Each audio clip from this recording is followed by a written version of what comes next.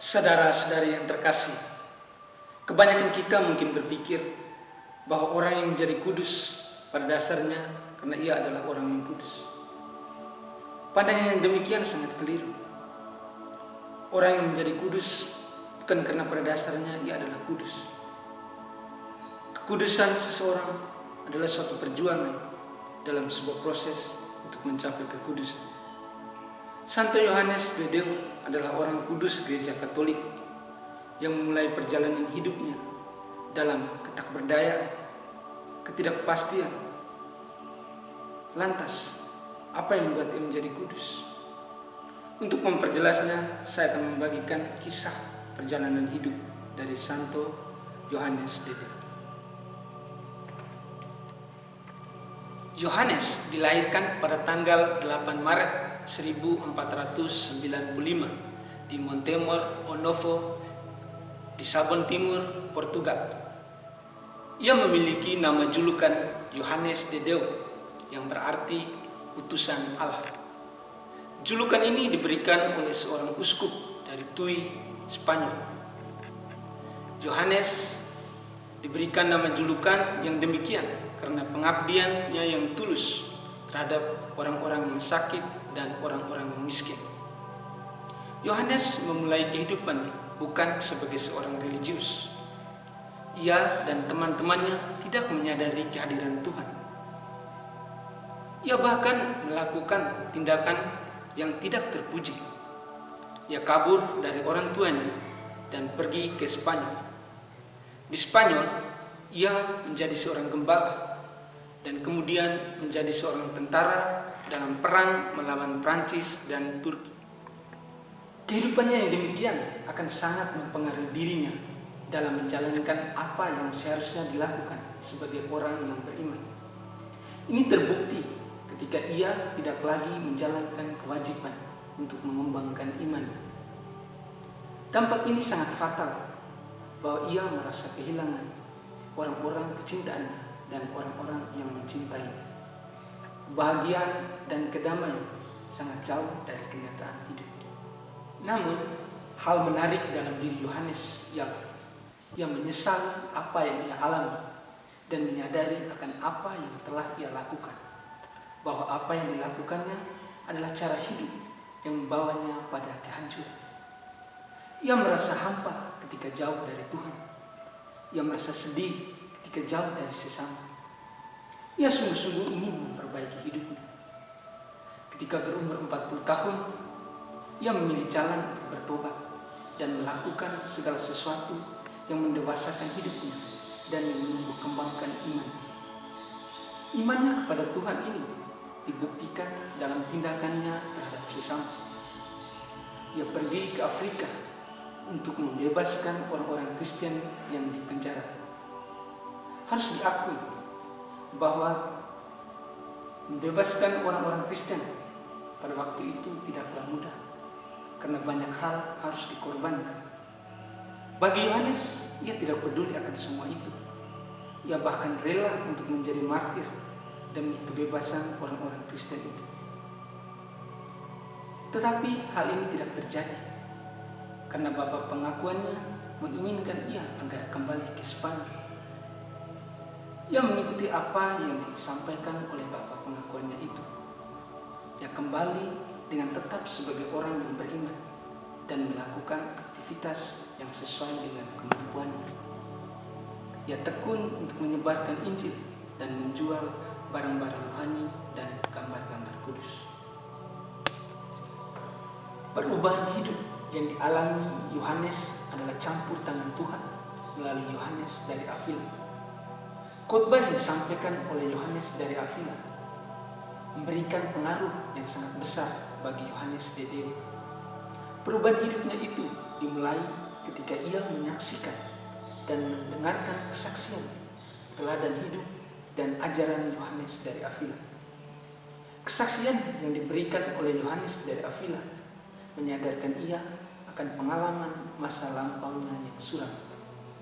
Teladan hidupnya memberikan motivasi kepadanya untuk memulai hidup yang baru, dan ajarannya menyadarkan ia untuk melakukan segala sesuatu yang berkaitan dengan Tuhan. kasih terhadap sesama. Semua itu sangat menyentuh hatinya, sehingga sejak saat itu ia membangun komitmen untuk melakukan segala sesuatu yang sesuai dengan kehendak Tuhan. Ia telah memutuskan untuk mengabdikan diri terhadap kepentingan orang-orang miskin dan orang-orang yang menderita. Yohanes Dedeo mengalami peningkatan perubahan hidupnya secara drastis. Keegoisan dalam dirinya telah dileburkan dengan sosialitasnya. Ia yang dahulunya mementingkan diri sendiri, kini menjadi manusia baru yang selalu mementingkan kehidupan sesama.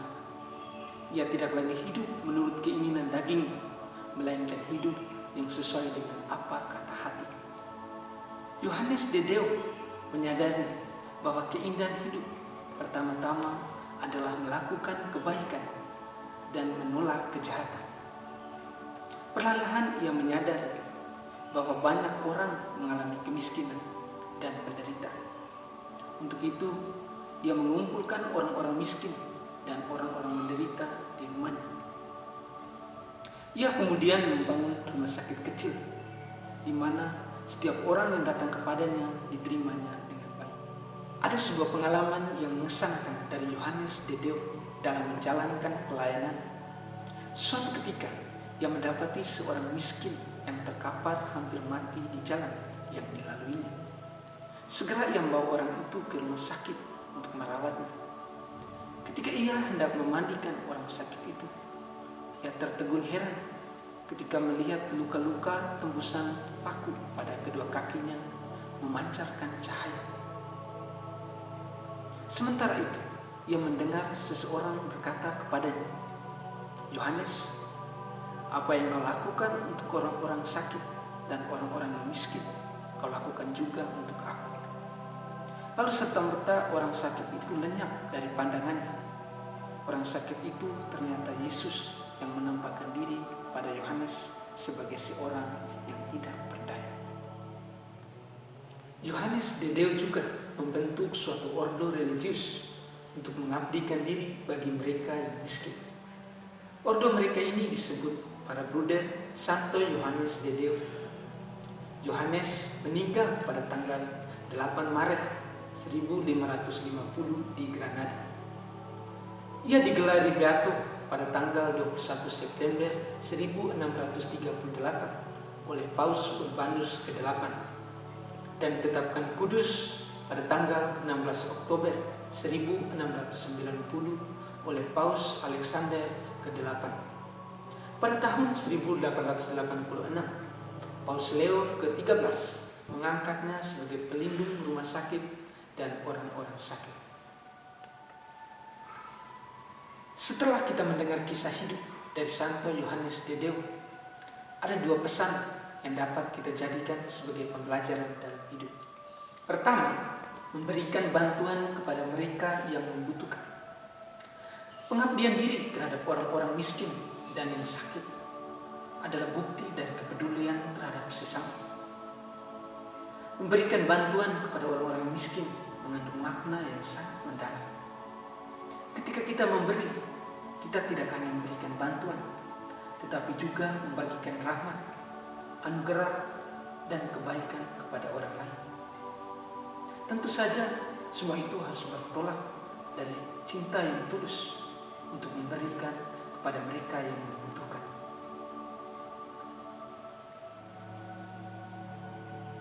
Kehadiran, bantuan, pengorbanan, dan cinta yang diberikan dan diperjuangkan akan memungkinkan orang lain mengalami penguatan, ketenangan, dan kesembuhan. Kedua, jika kita rindu untuk menerima belas kasihan dari Tuhan, kita harus melakukan kebajikan selama kita memiliki kemampuan untuk melakukannya. Sebab jika kita berbagi dengan mereka yang miskin dan yang menderita oleh karena kasih kita kepada Tuhan, maka kita akan memperoleh kebahagiaan yang sesuai dengan apa yang telah dijanjikannya kepada kita. Semoga kisah hidup dari Santo Yohanes Dedeo dan pesan yang telah disampaikan kepada kita menginspirasi kita semua untuk semakin hari semakin bertumbuh dalam iman dan berkembang dalam kehidupan kita sehari-hari. Tuhan memberkati kita. Salam Pasionis.